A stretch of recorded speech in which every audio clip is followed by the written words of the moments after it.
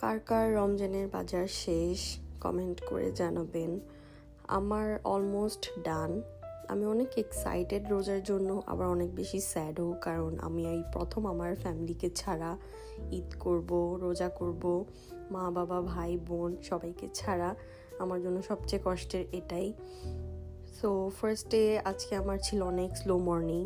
আমি ফার্স্টে একটা ব্রেকফাস্ট করে কফি করে নিচ্ছিলাম, অ্যান্ড এরপর আমি ঘর গুছিয়ে লাঞ্চ রেডি করি। আজকে আমি বিরিয়ানি রান্না করেছিলাম, অ্যান্ড লাঞ্চ করার একটু পর আমি আইসক্রিম খাচ্ছিলাম। 3টা ফ্লেভারের আইসক্রিম এখানে, strawberry, vanilla and coconut. And then বিকেলের দিকে রেডি হয়ে আমরা টুকিটাকি গ্রোসারি করতে যাচ্ছিলাম রমজানের। অলমোস্ট ডান আমার সব কিছু। তারপরও থাকে না, সব কিছু ডান হওয়ার পরও অনেক কিছু নিতে হয় আরও। তো আমি ওই টাইপেরই, সব থাকার পরও আমার কিছু না কিছু গ্রোসারি করতে যেতে হয়, আর কিছু না কিছু নিতেই হয়। সো একটু একটু নিতে নিতে দেখা গেল অনেক কিছু নিয়ে নিলাম আজকে আমি, এটা সামনের ভিডিওতে আপনারা দেখবেন।